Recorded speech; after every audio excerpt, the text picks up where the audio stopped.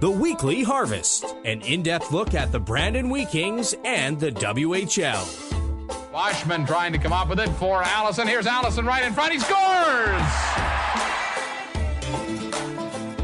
Brandon Junior hockey fans, you've waited 2 decades for this. In the league's 50th anniversary, your Wheat Kings are the champions. And in the immortal words of waiting, we are live. Welcome to another edition of the Weekly Harvest Podcast. My name is Chris Falko, Director of Game Day Operations and Community Relations for the Brandon Wheat Kings. He's Brandon Crowe, the voice of the Wheat Kings. Crowe, how you doing this week, bud?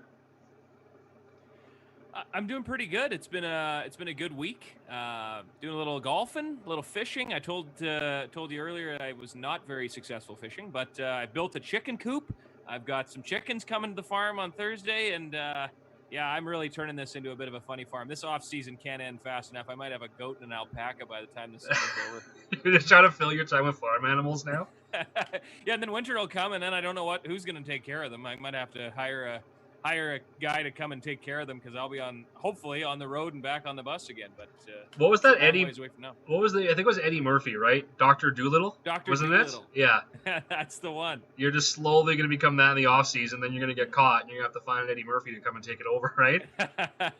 Yeah, well, I don't have a tank of goldfish. That's the one thing I'm missing, and I know you do, and your boys love the goldfish. So that might be my next stop is bring the pets inside and get a big old fish tank. So for tonight for the podcast, things are a little bit different for all the regular listeners. So we do have we have a guest tonight. It is Brian Munz from the Winnipeg Jets. We'll get in with Munzy a little bit later. Now, because today is actually his wife's birthday, kudos to him. How many brownie points he earned here, Crowe, by taking time on Father's Day. Last night we recorded the interview with Brian. He gave us almost an hour of his time for us to do it, and just so he could spend all day today with his wife on her birthday. Kudos to him for doing that. I don't know if you would have made that that exact same switch there. I don't know. Actually, I think on my wife's birthday, I went to practice at the fire department because we practice every Thursday, and her birthday fell on a Thursday. I think I said I'll be home at 9. I'll see you later. That didn't earn me any brownie points at all. So I hear about it every once in a while too. So rightfully so. Good for Munzy. But it was like you said. We recorded it yesterday, and he came right off the golf course with his son, and it was great. Great storyteller, and you can tell that he's just itching to get back behind a mic. So we'll get into that in a little bit, and that'll be the majority of the podcast, and that's what we'll finish it. But we're going to get through all of our normal stuff while we're live here. So if you have any questions of the week, of course, on the YouTube channel, if you are here watching live, you can drop us a question. At this time, we'll also see if you are like, again, the 99% of the regular listeners, there's a good chance that you're listening to this afterwards. It's a podcast. It's the beauty of it, right? It's ready whenever you are, wherever you are. So however you're listening on via podcast, man, if you have any questions, comments, feel free to drop it to us at qweeklyharvest@gmail.com. Letter Q weeklyharvest@gmail.com. Again, apologies for not being able to take a lot of questions for Brian Munz tonight, but if you have anything for us right now on the YouTube page, by all means, go ahead and chat while we get into some news and notes around the league, Crowe. Yeah, obviously the big news this week, I guess kind of last week, I suppose, it was that Commissioner Ron Robinson, the Western Hockey League, met via Zoom, similar to the way you and I have been meeting every week, to discuss with the media the Western Hockey League's plan to return to play. Now, for those of you that need maybe a refresher or want to know what's going on, head over to the Western League website, check it out. Everything's pretty much laid out, but for somebody that maybe doesn't want to read through it and try and comprehend it, I kind of put together some notes and I tweeted it out. Here are some of the things, and we'll kind of discuss these when I'll just read through them. These are some points that I wrote down from Commissioner Ron Robinson's press conference. The Western Hockey League is committed to 68 games, no matter when the season starts. But when the season starts will dictate how the schedule looks. So that includes maybe changing the playoffs, modifying the format, and moving the Memorial Cup later. Ron Robinson said that even if the season doesn't start till December 1st, 68 games is possible, but the later they go, the priority is to get as many regular season games in as possible. So maybe that's trimming 2 every week that it goes, but they're going to try and get as many games in as possible. Training camp will be allowed to open 2 weeks prior to whatever day they say the season's opening. So right now it's October 2nd, which would mean training camp is beginning on September 15th. He reiterated several times that anything's possible when it comes to the style and layout, meaning, Brandon could just stay in Saskatchewan and Manitoba and not cross over into Alberta or BC. All sorts of things are up in the air. The big takeaway, and now this is the biggest thing that I took away from this, is that the Western Hockey League needs every province, all 4 of them, and both states with teams to allow 50% capacity in arenas in order to play this season. Ron Robinson said, if all 22 provinces or all 22 teams with provinces and state health regulations, if one is not allowing 50% capacity, then that's it. You can't play. That needs to happen financially for the Western Hockey League. So that is pretty much the points I took from this. That's the biggest one, is if these provinces and states can't agree, it could be a long time before we have a Western Hockey League season. You guys are watching in the office. What was your take on it, Chris? Before we get serious, my one fun takeaway is the fact that Perry Bergson, he's got some facial hair going on. I like how he was the one reporter on the Zoom call. He couldn't figure out his mute button. That's just classic. I love that about Perry. But yeah, he's got a good goatee going. I guess he finally trimmed it along with the dog I saw on Twitter. So good for him. I see you're still wearing the hat, so I don't know what your deal is. I said to Perry, "What's on your face?" during the meeting. I texted him, and I saw him snickering on the camera. Yeah, no, that's. You know what? That's actually one of the fun things about all this is the Zoom meetings when people don't know they're on and you're watching for their reaction.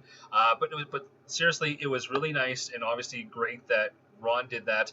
A lot of the media, they even had just good feedback that it wasn't just an announcement, but he made himself available, and the way that they did it really did have a lot of good questions. I mean, kudos to all the reporters who took part. The entire thing, I think it was about an hour long, and it went really well. I hope that the league does that again in the future. I think from that standpoint, it came across good on their point too. Do we want to play a full season? I mean, of course, that's it. The one thing you mentioned is the big deal. It's the 50% capacity. You got to remember that there's no TV rights when it comes to the WHL, right? I mean, you can't nationally broadcast. The teams is not financially viable. So for us to play a season, we are a ticket-based league, right? We need people to come to the games who want to pay and help support it. So yeah, I mean, 50%, and even that, of course, then it causes lots of, you can imagine, of us on the hockey side of things, when you have people who have their season tickets and our franchise is 50 years old. There's a few that have been around for almost that time, but there are still like dozens who have been around for 20 plus seasons.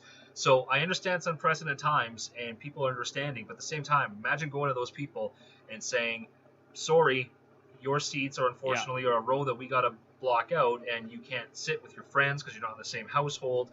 So now we got to start talking about moving. So there's lots of logistics you can imagine behind the scenes, not just us, across every team would have to figure that out. But at least we'd be playing hockey, right? At least, yeah, you got 50%. You can make a go of it. Our season ticket holder base is almost that what our arena would be anyway. So walk-up tickets would be a minimum to start the year, if that was the case. But yeah, I mean, obviously the first priority is get back to hockey. But at the end of the day, it is a business, and without that part of it, everything else is still to come. And that's one that's completely out of, as Ron said, it's out of the league hands. So now, and I don't know if we mentioned it right here or not, we were talking before about it too, but so now each team is going to have a leader for each province who's going to be working in the government and then helping be the liaison to help coordinate this. Because when you go across the 4 provinces and 2 states and you have all these teams, there is a lot of moving parts. And when you look at the numbers in Washington compared to the numbers here in Saskatchewan, it is a complete tale of night and day. So if we have to wait for everybody, like Ron said, everything's up in the air. So I thought that it was very important that the league did that we have a date scheduled, that it's optimistic, but it's only 2 weeks. You can still play the full season. And if everything goes well, I mean, again, we're only in June. So people keep saying, pushing it back too early, but it's only June. So I think it's optimistic, but hoping for the best. And, of course, there are plans, if they have to push it back. But that's above my pay scale. All I know is I'm just looking forward to the fact that they made the announcement. That's great for our fans so that they have something to look forward to. It's great for the sponsors. They got something to look forward to. And it's even better for the players because this is what, I mean, the other day, I'll tell a quick story about this. I was walking with Brian after picking up from daycare. Went to Tim Hortons, just go get a nice drink and walk back to the park. And Ben McCartney and Rylan Thiessen, they were just driving around town. So Ben's back in town, and they saw me, so they pulled over, and I knew they said hi, but first question was, so, this before the big press conference, they went, so, when are we going to play in hockey? Like, they're hockey players, right? Like, that's what they wanted to know. So I think, as I compare to what the CSI has been, or the Canadian International with the University Sports, CIS, U Sports now. That's what I was trying to think of. What their announcement was in Edmonton with the Bears just canceling the season now. I think this was very important to the league. They got out, give some.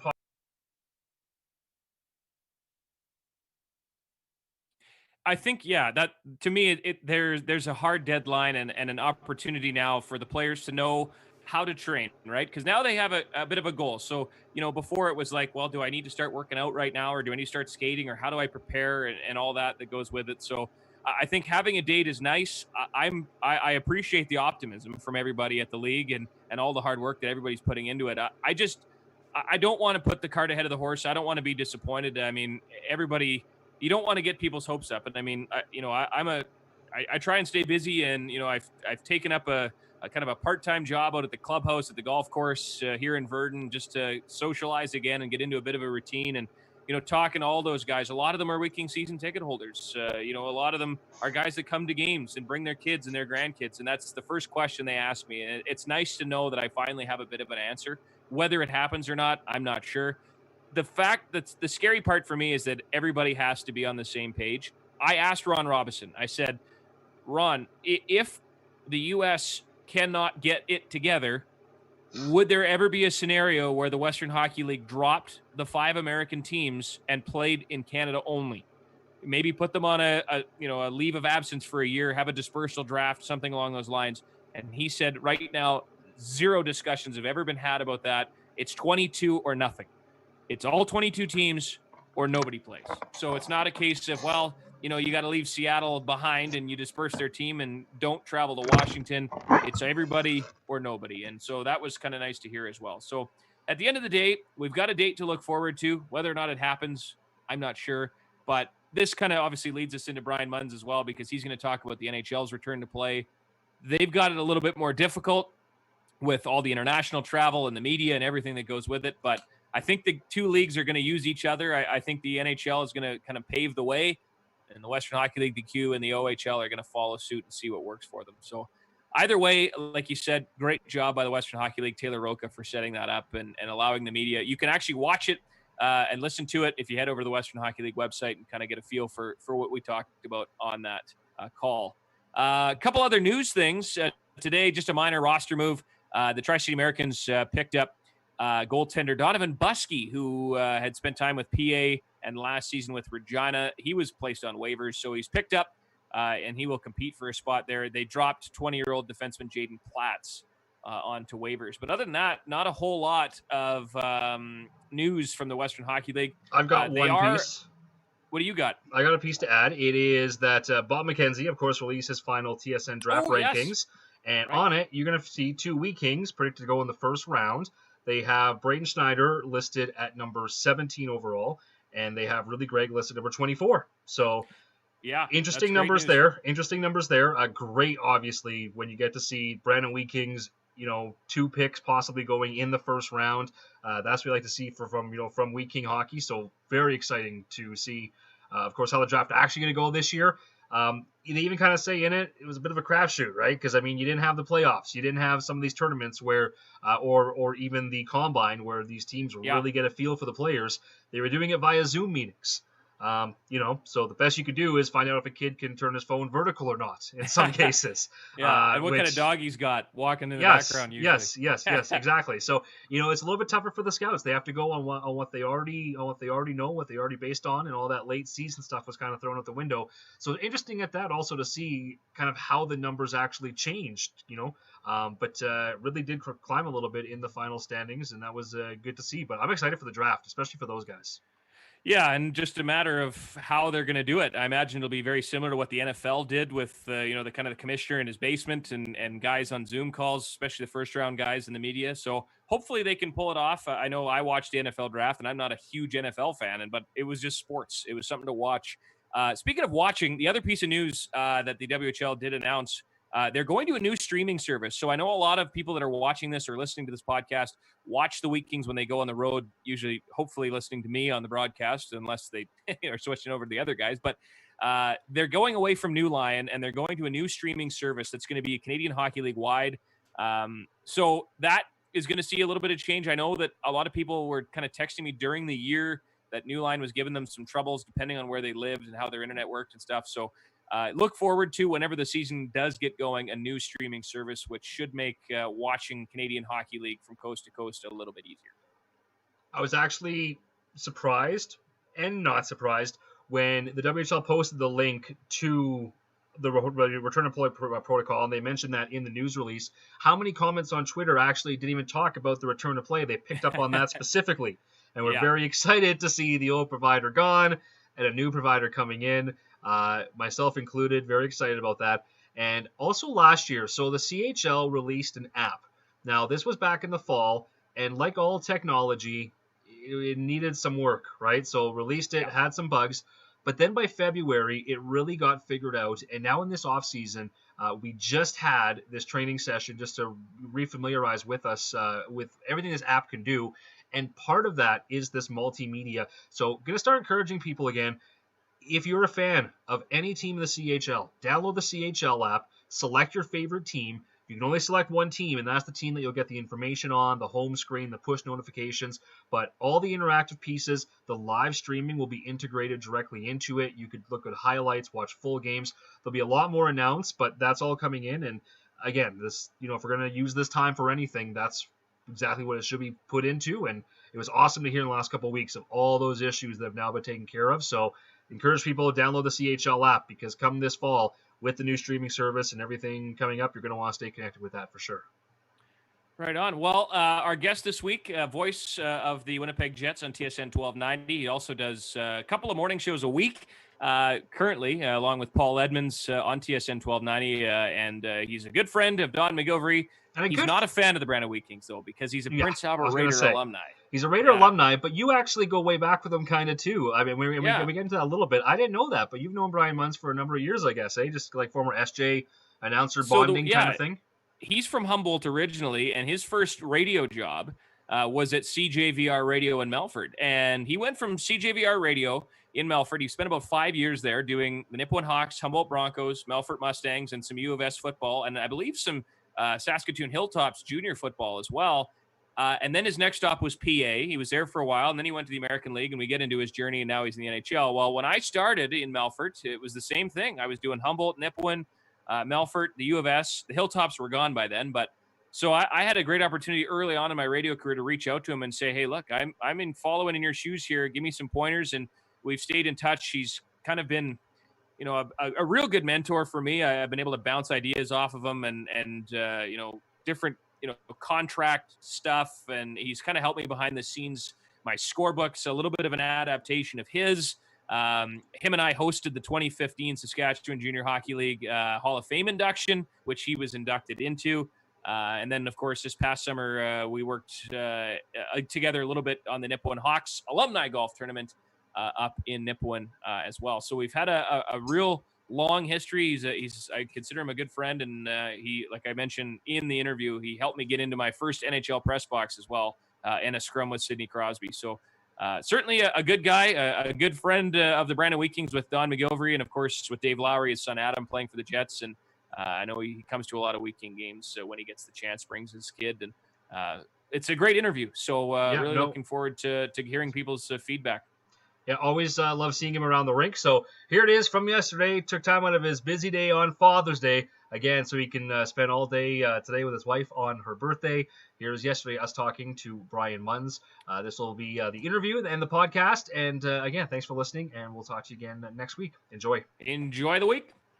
Another edition of the Weekly Harvest podcast, and our guest this week is a guy who's certainly familiar with hockey on the prairies, the Western Hockey League, and the Brandon Wheat Kings. He's a longtime radio and TV voice of the Winnipeg Jets, as well as Hockey Canada, and a local guy as well. Brian Munz from Humboldt, Saskatchewan, originally joining us this week. Brian, we'll talk about your connection to Humboldt in a little bit and the golf tournament that you guys have gotten rolling out there. But first and foremost, it's been a wild time. What have you been doing to keep yourself busy since the NHL hit the pause button?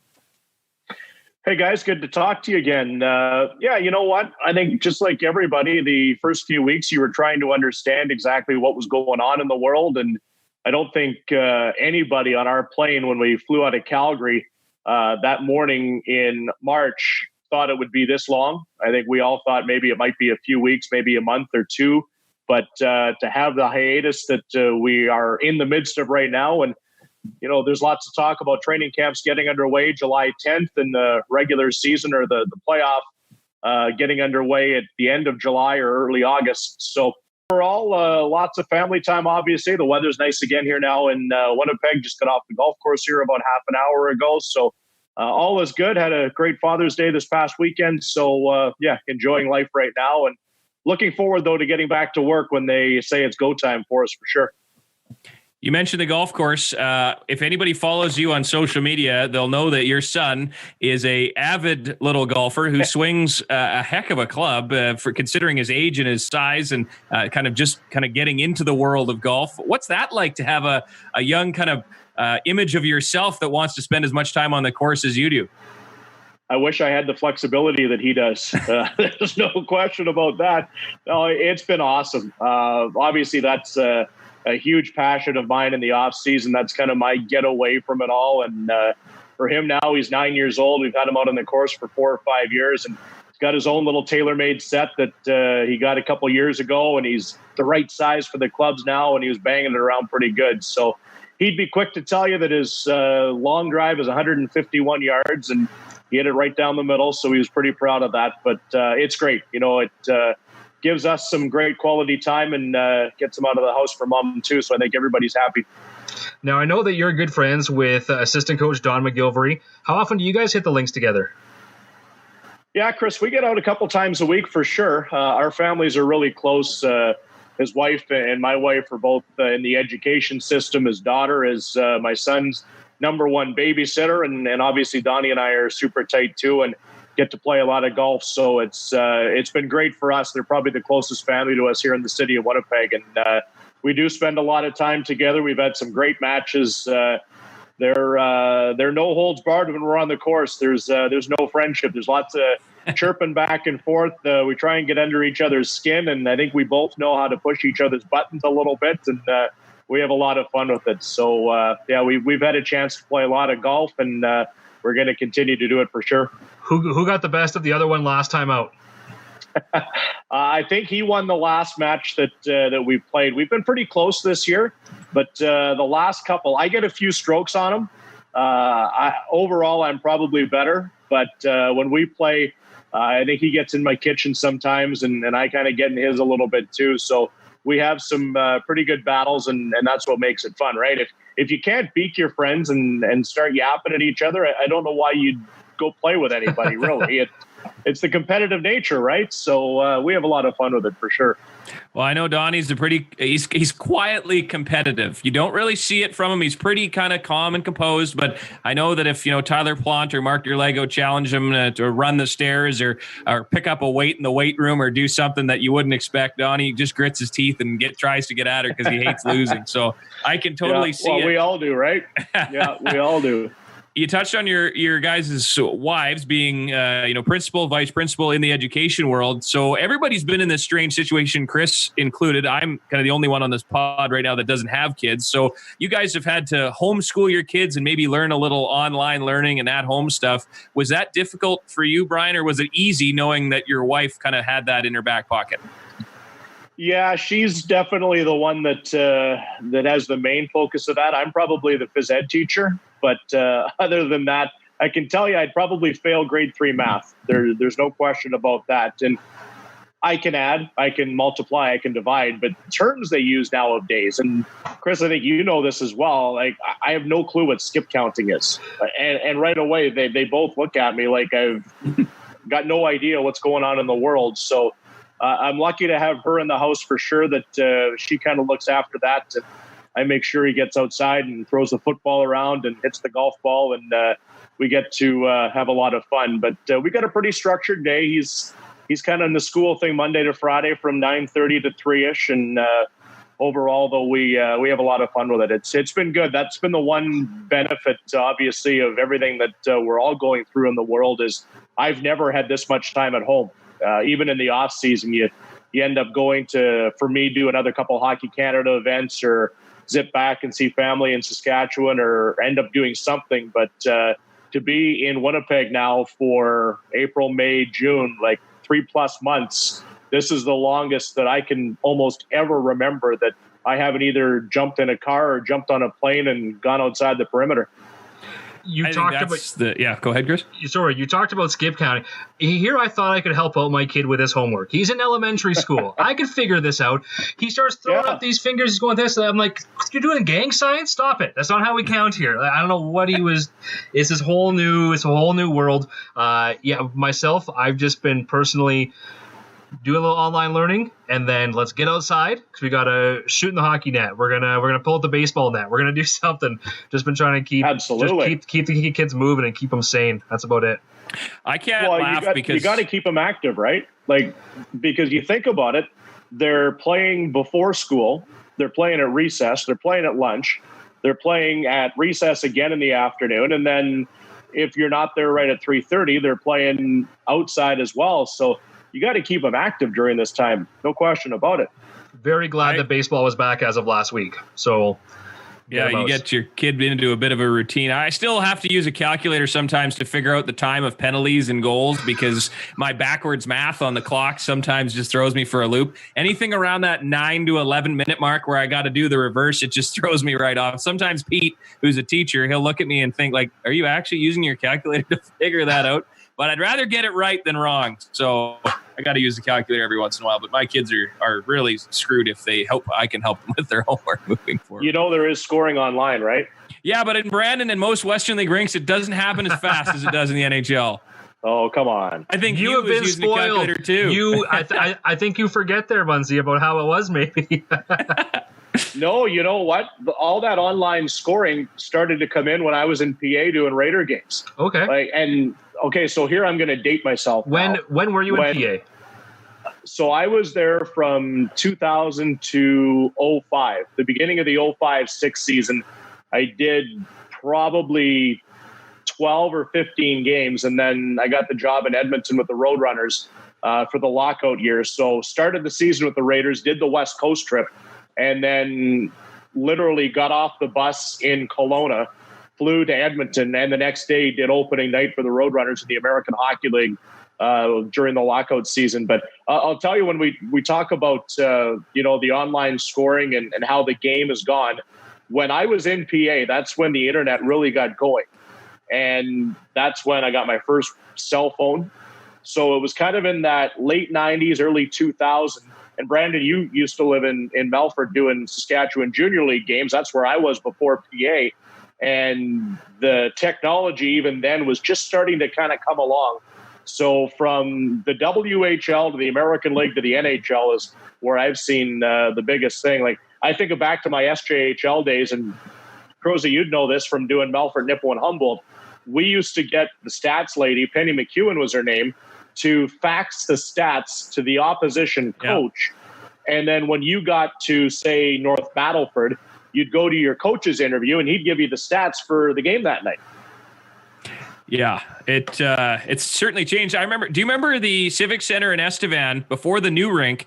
You couldn't see the score clock or the shot clock from the press box. So when you took a commercial break, you had to back up, climb 2 or 3 steps down the ladder and peek over at the clock and then scramble back up to get in your chair.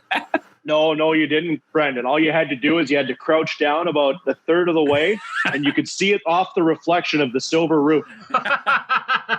but that took about 4 years to figure out. Oh, that was awful. I remember just thinking, okay, I got 30 seconds. I got to scramble down and back up and not trip and fall and hurt myself, but I get the shot clock. We normally seem to ask this later on when we do a little segment called Rapid Fire, but we're talking about it now. So I got to know, SJ rinks aside, maybe we'll at least stick in the dub. Of all the WHL rinks that you broadcast from, which was your favorite and which was your least favorite to broadcast from? Well, the home games in PA were the best because the broadcast booth is about 18 feet off the ice at center ice. Like, you just can't beat it. Honestly, I loved coming to Brandon, and I'm not just saying this because I'm talking to you guys, but it's a great vantage point there. The only thing I hated about it is in 5 years, I think I may have called 5 wins. Like, the Raiders weren't very good, and the Wheat Kings were always good with Eric Fair and Jordan Tutu, Ryan Craig. They had Josh Harding in goal towards the end of my tenure there. So Kelly always had a good club, so that was always a long 7-8 hour bus ride, but it was fun. So I wouldn't say Brandon was a top for me, but it would be in the top 5. Regina was cool because before living in Humboldt, that's where I grew up and went to elementary school. I was a huge Pats fan. I thought Mike Stillinger was the greatest thing in the world. He was my Wayne Gretzky. So the first couple of years I got to go into Regina and call games in the Agrodome, or now I guess it's the Branch Center. That was pretty special. And then it's just different, right? When you go out west, because those buildings are so big and a lot newer compared to what we had in the Eastern Conference, where I did the majority of the games. It was always neat to go out to Kelowna and Seattle and Portland and all that kind of stuff. The worst one was probably Prince George, just because you had the long bus ride and I don't know, whatever it was, you only saw them once a year, and I never really had a lot of fun going into PG. But overall, so many fond memories that I would never say it was the worst by any means, but it would probably be at the bottom of the list for me. Your time in PA, obviously, the Raiders, it kind of helped basically springboard you to where you got to, eventually calling pro hockey in Edmonton, and then with the Moose, and then on to TSN and your work with the Jets. But we kind of wanted to stick with the Raiders. Chris and I were talking earlier about their 50th anniversary logo, which has come out, and that was actually designed by a young man here in Verdon, Brooks Freeman, who's done a ton of great work all over minor pro hockey in the junior ranks. He's just a kid with a computer that's really sharp. Raiders have had a lot of cool logos and cool jerseys, but in your time with that pirate logo, that has to be an iconic memory for you. Is that your favorite Raider logo, or where are you on the kind of chronological order of Raider uniforms? All right, so they know already, because every time I talk to somebody back in PA, I'm like, you've got to change your logo and you've got to change your jersey. I just don't like what they wear right now. And hey, I bleed green. They know that. But just what they've got right now, I'm not a big fan of. For me, the old pirate logo is still the one. I know that it might not be politically correct anymore to have on the jersey, and I know the Western Hockey League's not really thrilled with it. But when I see that's what I think of the Prince Albert Raiders. But the one that they wore when I was there, the pirate that had the sword kind of coming out of his mouth, that there isn't a better jersey, I don't think, in the WHL. When they wore the black jerseys with that logo, they just had the little green stripe on the bottom with a little bit of yellow. Those look good. And when you had guys like Riley Cote and Grant McNeil on your team, there weren't a lot of teams that were going to push them around either. I think everybody we've talked to from an alumni standpoint, they always said PA was their least favorite place to go because they always left in a body bag or on ice in the bus because they got destroyed into the corner. So I feel like the black would have made it just that much more intimidating. With it being the 50th anniversary now, I know it's probably up in the air. I'm not sure. I haven't read anything about their the annual, or pardon me, I guess it's not annual, but their celebration for their 50th anniversary. You were supposed to be the host coming up in August with a ton of Raiders alumni. If there's any, I know I've got a lot of buddies from Saskatchewan that listen to this. Is there any update at all on that regarding the Raiders tournament and stuff coming up in August, or do you know yet? Yeah, no, they've pushed it back to next year. Obviously, okay. You can't host something in these times, I don't think properly anyway. I don't think it would be the right thing to do from their standpoint as organizers. It's the same as the golf tournament at Humboldt that I know you said we'll talk about a little bit later on. You just take a look at everything that the world is going through right now. I don't think it would be fair to fly Raider alumni and have 500 or 700 people converge on the city of Prince Albert from Canada, U.S. I know there's a few guys in Europe that we're going to try and come back for. One had committed for sure. So it's just not right. And the economic side, obviously, it's a fundraiser. You want people to spend money, and I don't think it's right to ask people to spend money if they've had their wages discounted or even some have lost their jobs. So next year, they've kind of pushed everything back for a full calendar year, and we'll look forward to the big 50th celebration. And this is their 50th year coming up right now. So this was kind of going to be the kickoff for them. Now it'll be the conclusion to the season that they'll play whenever you guys get the Western League going coming up in whether it's October, November, December. Yeah, so I mean, it was nice that the league comes out and they released that return to play protocol. NHL in a different boat, and I mean, this is changing day by day, even hour by hour. But with all of the recent tests being confirmed, is there a side of you that wishes that the NHL did the same and just kind of said, you know what, see you next year, we're going to figure this out, this season's a wash? Or is it so important, do you think, that we have to play the Stanley Cup playoffs? Not from even the TV rights, maybe it's a business decision, but just from the standpoint that the Cup has to be awarded. Do you think it's that important? Well, Chris, it's business. There's no question about it. It's $1 billion with a B swing, whether they play or not, from what I've been told. So that is the biggest component, obviously, of the decision of getting everybody back involved. But you know what? We've seen a spike here in the last few days where numbers of the COVID-19, both north and south of the border, have started to spike here again a little bit. So you can guarantee that the NHL and the Players Association are keeping a close eye on this. And if by the time we get to July 10th, which is now just a couple of weeks away for training camps to get underway, which they hope to do, if it's not safe, then they obviously can't. They know they can't put people at risk. And, obviously there's the talk about Austin Matthews having it now. There's the Tampa Bay Lightning scenario, the tradings of Major League Baseball down in Florida, the Blue Jays facility, like all those. I think Arizona too, correct me if I'm wrong on this one, but I think both of those states have kind of put a hold on things as we speak here right now. So it really is, I think, like you talk about, Chris, kind of an hour by hour thing, but there's no question the television dollars are astronomical. And that's the big reason why the NHL, I think, wants to play and hopes they can do it. But safety is first and foremost paramount for everybody involved. And we'll kind of see how this thing plays out over the next few weeks. Unfortunately, I think, for a lot of us who have similar jobs, I mean, all three of us are working in hockey. We're around people all the time on a game day.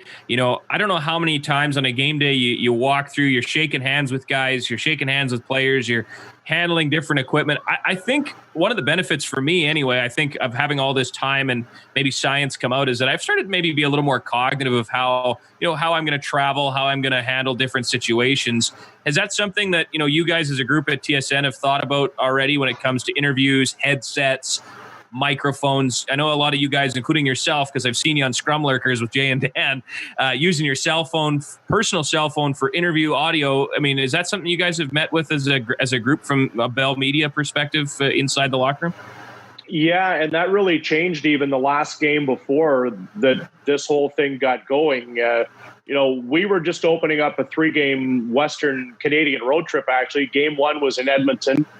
So they played that game, and then the next 2 games were in Calgary, Vancouver, supposed to be played. But even in Edmonton,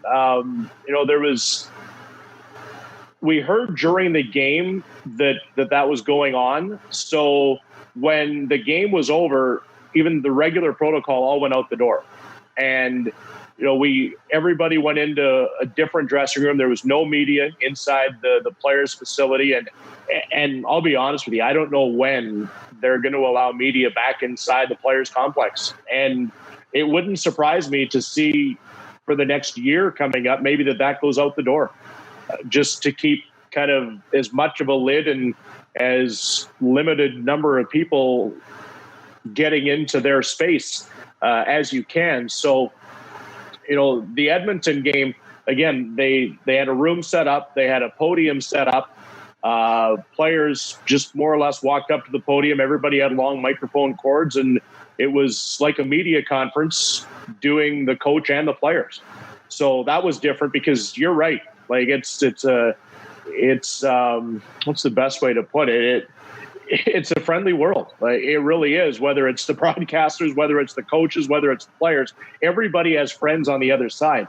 And the morning skate is really a big coffee shop in the NHL. Like, yeah, the players are getting ready, but everybody's shaking hands, and you got buddies on the other side. You see 2 or 3 times a year. Everybody gives each other a hug, and you're in close quarters. And yeah, I think we're going to see much different times coming up when we come out of this for sure. And that kind of leads us into the conversation. Even like, we don't know as of yet if we'll be broadcasting from inside the building, if we're going to be broadcasting from the TSN radio studios, if we're inside the broadcast booth in Bell MTS Place. There's been a whole bunch of different scenarios that the league is trying to work out with their rights holders as to how it'll work. Rights holders may get in, media won't. I'd be shocked to see general media inside the building. For us broadcasting the game, for me and Paulie on radio, and then Dennis and Kevin on TV, we might get in, or they might just say, no, we just want the players, the coaches, the training staff, the management in-house, and that's it. So, that's something that I guess we all kind of hope we get a bit of an answer on here sooner than later. But, there's a lot of unanswered questions here for everybody for sure. Well, I think that we all eagerly anticipate the return of scrum lurkers. So when Brian Munz moment, when they catch you guys, are there like a bunch of text messages going back and forth? There used to be when those guys first started it, and I know both those guys pretty well. And when it got going, my phone was always buzzing. But as I tell everybody, hey, I'm working. Like, that shows right there that I'm in the scrum. I'm doing my job. I'm getting the audio for you guys to hear on the radio and watch on TSN. So, it's funny. But I will admit, over the last couple of years now, since this thing has really started to take off, and that they kind of get the same guys more often than not, that you are a little bit more aware of when you're standing there. And if you're listening to an interview, you're not just daydreaming up on the roof or you're looking down. You're actually pretending that you are fully engaged in the conversation all the way through, just in case that one camera does sneak over and catch you and they decide to throw you on that week. Unless you're Bruce Garrioch in Ottawa. Anyway. Yeah, exactly. One of my buddies works for the Nashville Predators, Brooks Bratt, and he's their social media coordinator, does some pregame, postgame stuff. And whenever they come up to Canada, he always tells me, any other rink in the U.S., he doesn't worry about it. He just jumps in there, throws an arm in. Maybe he's wearing a hat, maybe he's wearing a toque. He's not worried about it. But when Canada comes, or when he comes up to Canada, he's dressed to the nines. He's got his hair done, and he makes sure that he's in a good spot and always looks sharp, because he said he got caught once on scrum lurkers, and I'm pretty sure it was David Poyle, the GM of the Nashville Predators, and said, Brooks, you're wearing a hat and you look like a scrub. Clean it up. So he said he's had to tighten the ship every time he comes to Canada. So I think it's hilarious. But speaking of hats, Chris, what's Crowe got going on here? 2 of the 3 of us, I think. Okay, so we have had this going on for a number of months now. This happened with the whole haircuts. We both wore hats in the podcast for a while. We decided it was okay because our hair was out of control.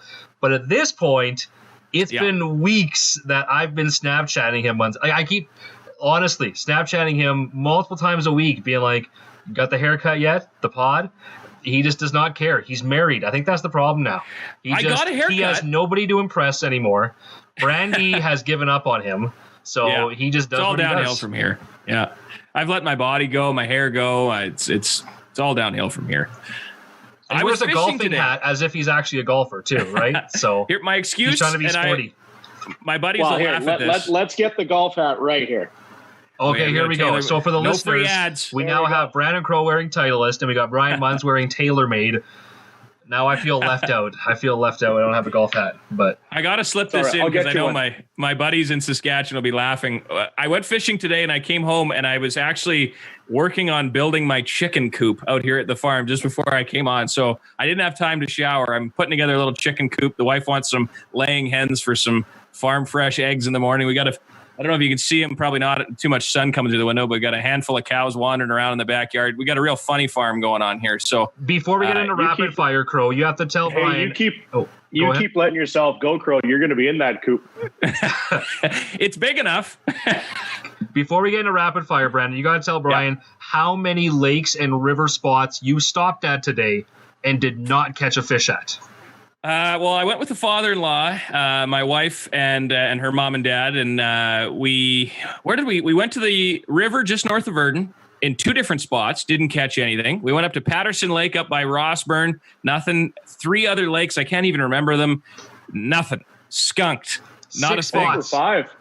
And we were out there at 10 o'clock, and we finished at like 6:30, and didn't even have a nibble. So it was a tough day out on the water today. So yeah, and he still won't go with me. So anyway, that's why I had to bring it up, because here's his fishing buddy. He still won't go out with me. He's getting skunked all the time. I'm embarrassed. I was going to keep inviting you. Hey, based on his success, Chris, you don't want to go. Yeah, that's true. I don't want him tagging along with me, eh? Right. All right. So rapid fire. I'm going to start here, Brian. And you don't have to be really brief. It's just trying to keep it moving if like for us, so that we don't get too bogged down. Your favorite player to call on the Jets and any other player that you've seen in the league? Well, right now, I think Patrick Laine is the most exciting guy that Winnipeg has. Now that Dustin Byfuglien's moved on, Buff was the unique one of a kind that you never knew what he was going to do, but Patrick Laine, for me, has that shot that is just second to Alex Ovechkin, and that's it. He's such a special talent, and he's a fun-loving guy to be around, too. Like, every time you walk into the room, he's not one of those guys that really takes himself too seriously. Josh Morrissey obviously has a bit of a soft spot, too, from our time in PA, and I was obviously before he was there, but pretty good connection there with him growing through the Raiders. So those 2 would probably be 1, 2, but we got a lot of great guys in that room. That's the one thing that really makes this job so much fun, is that group of players and the coaching staff. We spend so much time together that we know pretty much everything about them. They know about my family, and the same with Dennis and Paul and Kevin, that the Jets have welcomed us in so much. And it's 9 years now for us since the NHL came back. And really in the winter, we spend more time with those guys than we do with our own families. So we're very fortunate with how we get treated there. Overall in the NHL, for me, it's always cool to see Crosby. And there has never been a game we've played against Pittsburgh. And this even dates back to the first couple of years when the Jets were in the Southeast Division. They weren't in the Southeast Division, but we saw them, 2, 3, 4 times a year sometimes, the way the schedule worked out. And he is always so obliging. Like, he knows he is the face of the National Hockey League, and he'll be in the room. He'll go through his regular first scrum, and then lots of time the broadcasters will sit around for a second scrum. And then, he's not against doing a 2-3 minute one-on-one for our just radio pregame show. Like, a lot of guys would look at, okay, it's visiting radio. I got to go. He's never said no once. So Crosby for me is very, very special in this league for sure. One of my favorite early memories, Brian, I don't know if you remember this. This was a long time ago. The first time Sidney Crosby made his return or made his debut in Winnipeg, you actually helped me get a press pass that night, and I got to watch the game up from in the booth with you guys. I was, of course, working at CJBR in Melfort, where you had started, and we'd kind of formed a bit of a relationship that way. And I remember you invited me down to the morning skate, and I'd never been in an NHL locker room, nothing. And for fans that don't know how big of a following it was. I remember we kind of had, he'd gone in after the morning skate or whatever, and the way the stalls were, he had Kunitz on one side and another guy on the other, and all the media was surrounding all 3 stalls. There was so much media in front of him that I remember Chris Kunitz just stood there on his stick. Was like, yeah, no problem, I'll wait. And everybody else was showered up and gone, and he was just standing there awkwardly because he couldn't get to his clothes because there was like 200 media surrounding his stall. But that was certainly eye-opening for me, and I've always remembered that, and I do have to thank you for that if I never did, because that was certainly a cool experience watching with what you guys do. But I can totally see why he would be great, because it wasn't just one scrum. Pretty sure that scrum moved on down the hallway, and then another one the same size moved in, right from newspaper to local media. It was certainly something to see. But my question, rapid fire, and you might have to be careful with this because the GM of the Winnipeg Jets is one. Who's your favorite all-time Brandon Wheat King? My all-time favorite Wheat King, Eric Fair. Eric Fair, former Jet too.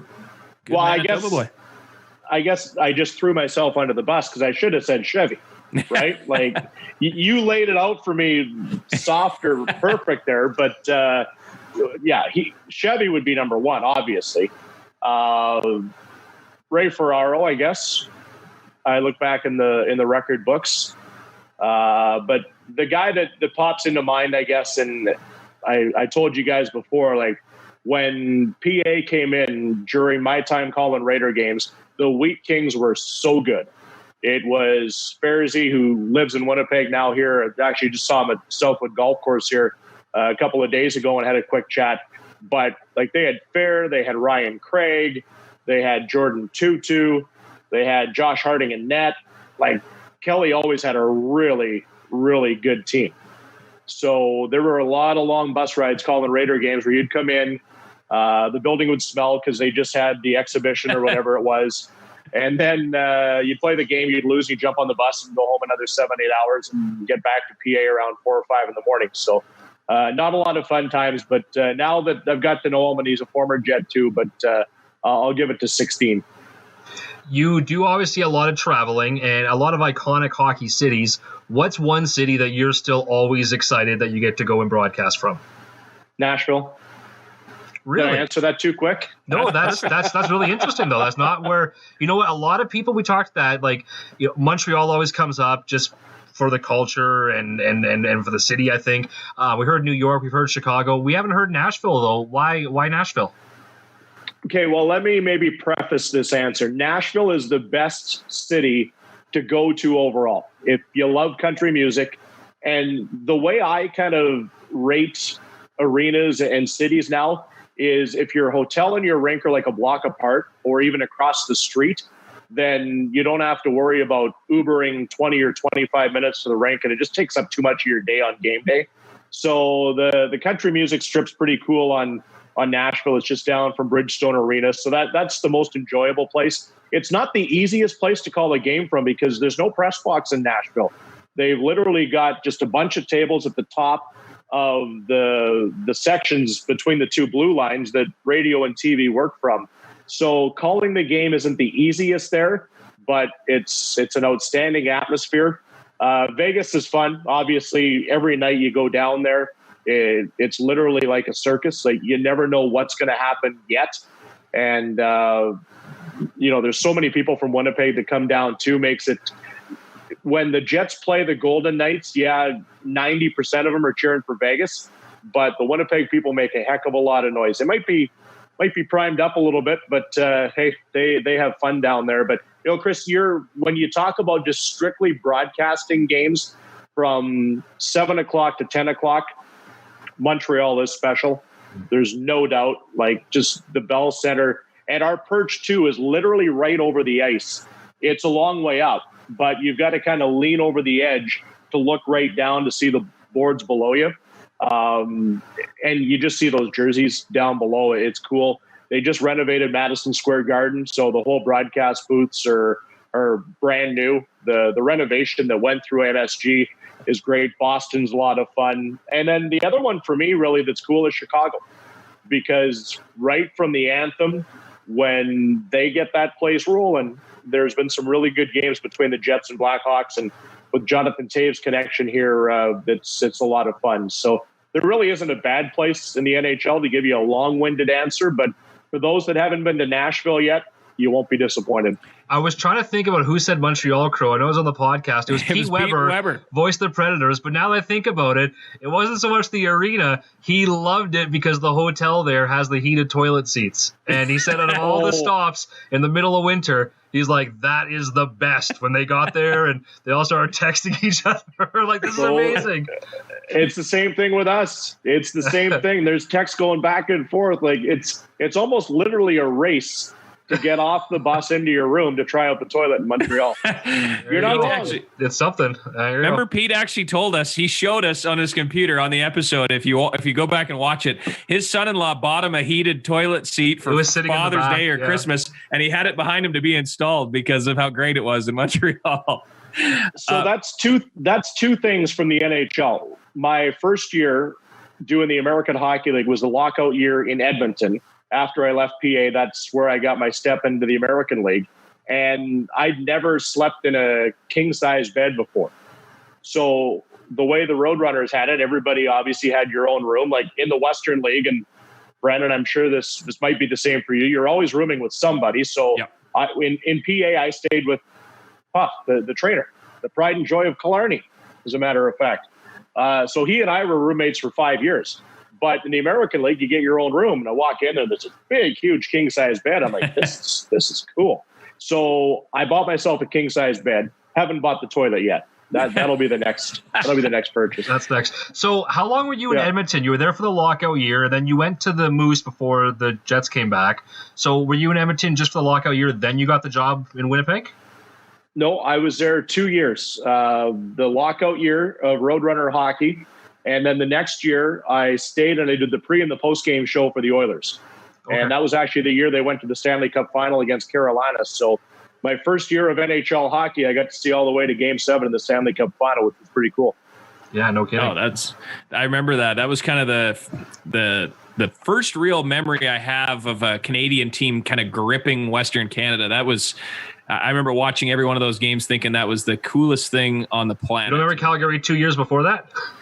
Not really. I don't. And really? That's the thing. Like, Dave Lowry bugs me about that. Like, to me, my first, like, if I'm thinking, hockey moments that I can quickly think of, Fernando Pisani scoring that goal, it to me is like the first memory I can think of. And I know I'm still a pretty young guy, but that to me was absolutely gripping, that whole playoff run that they had. It's so bad. It's too bad that they didn't win, but well, you think about it, and there was a lot of talk this past week because that was the week of losing Game 7 when you turn back the calendar to 06. It was whatever it was, June 16th or 17th, whatever night that game was played in Raleigh. But you think back to the year that was, they clinch a playoff spot with I think 2 games left to go in the regular season.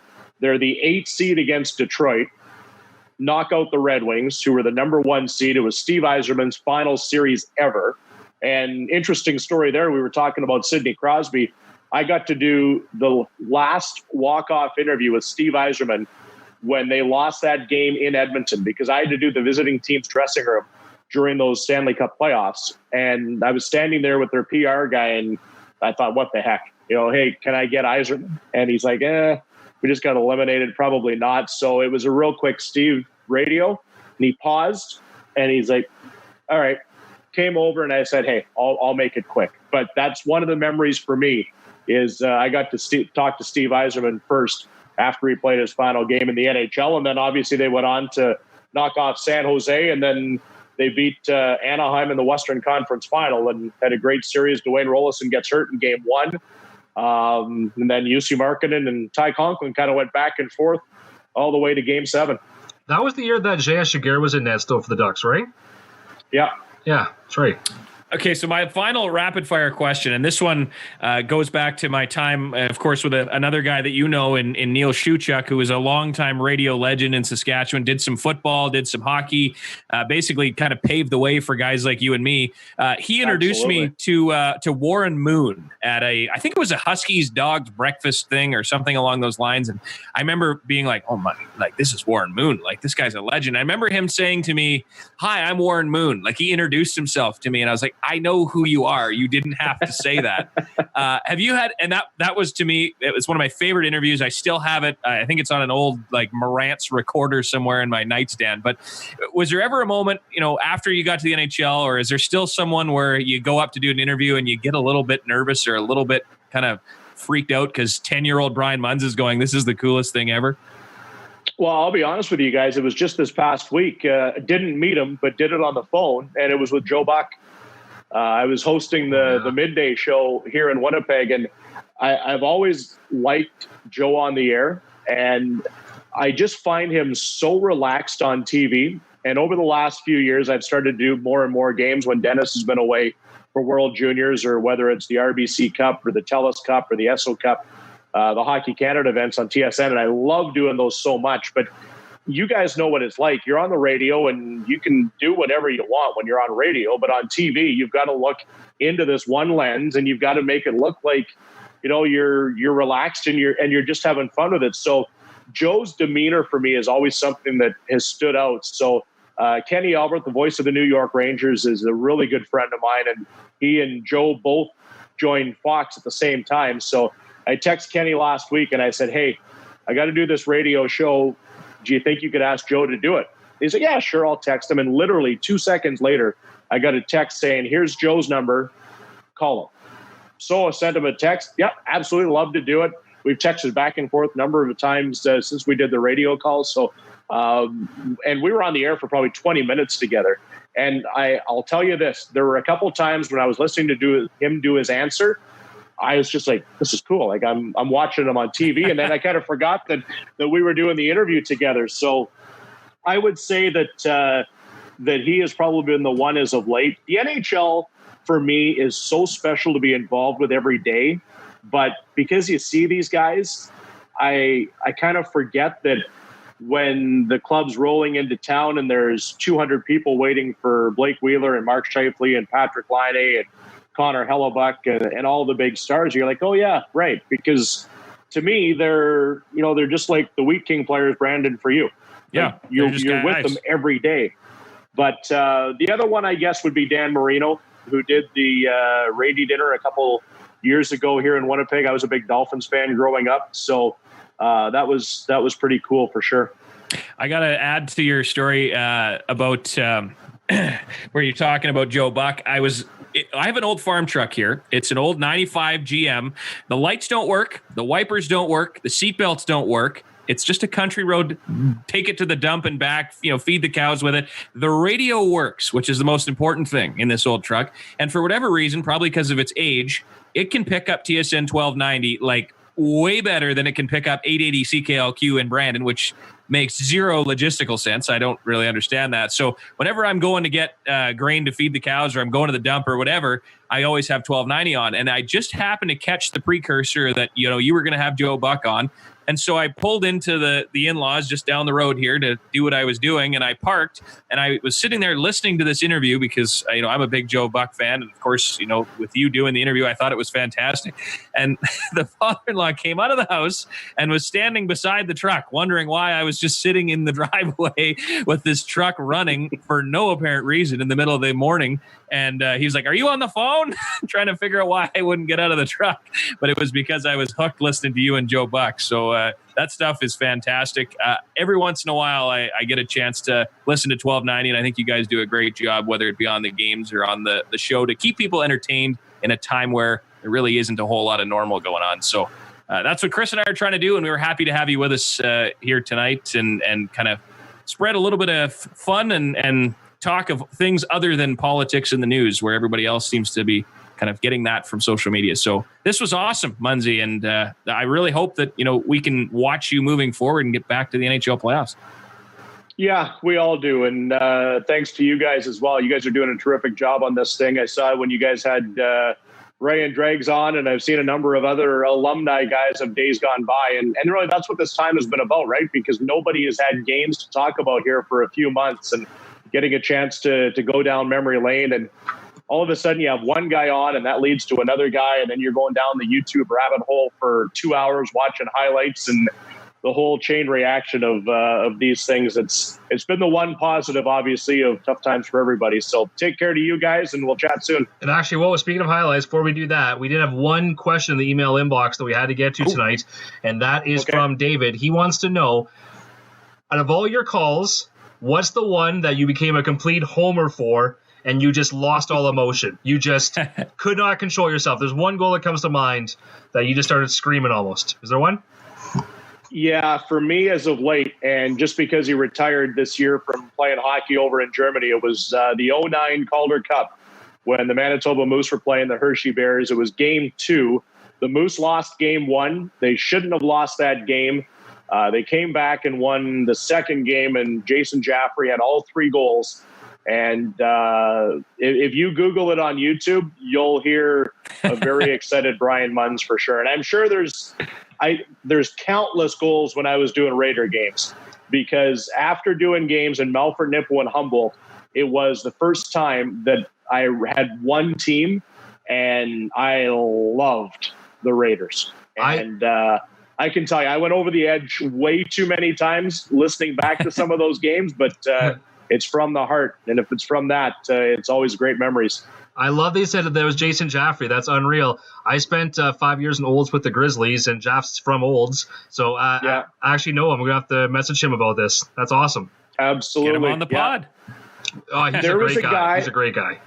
He would. Yeah, no, there was a guy probably, I'm trying to think, it's 2 or 3 years ago now anyway, came up to me on the street, and that was his cell phone ringtone. Was this Jaffrey goal. Yeah. Really? Like it's NHL days. Like I hadn't thought about those Moose in that standpoint for 4 or 5 years, because it's well into the second half of Jets hockey now for sure. This year coming up will be 10. So yeah, we're 4, 5, 6 years into NHL hockey. And as you guys know, the Jets are all that matters here in the big city now. And you can't go to the grocery store without talking Jets hockey, which is awesome. But I had a guy come up to me and he's like, "Hey, I got this," and he played it. Like it was kind of cool. Yeah, it was fun. Well, I got to admit, Munzy, when it's obviously kind of special for me following in your footsteps and kind of on a similar path as you had gone through starting in Melfort. When the Mustangs went on that championship run in 2015, where they ended up playing in Portage in the RBC Cup, where you got to call games. Championship run, I ended up reaching out to you. You gave a couple of things, and when we built our pregame intro in the rink with the lights off and whatever to build stuff, there was I used a call of yours, a Michael Grabner goal just in the background, and for whatever reason, ever since then, whenever I hear Michael Grabner's name, all I can hear in my head is you shouting Michael Grabner. It's Baumgartner to Grabner, and he scores, and it just rattles in my brain every time I hear Michael Grabner. So the sooner he retires, the faster I can get Brian Munz out of my head. Well, the other one too, and you mentioned Portage, when the Terriers won the RBC Cup that year, that was pretty special too, because we talk about Joe Buck and him being on the air. The guy for me is Chris Cuthbert in Canada. And the way he is able to pull different sayings into goals and championships and all that kind of stuff. And I'll vividly remember this forever. And it was going into the final game, and I had sent him an email, and then we got on the phone and we were talking, and I don't know if he'd remember this now or not himself, but asked him kind of on different ideas as to what to do. And the end result of it was the Portage Terriers are the top dogs in Canada. And the whole thing kind of just ended up being really special. And that was pretty good memory for me too. Those would be the two, but the Jaffrey goal, I was a little excited. That's Love great. it. Awesome. Well, thank you again for taking time out of your night to talk to us. I really do appreciate it there, Brian, and good luck when the season does kick back up. Hey, anytime, guys. Take care. Chat soon.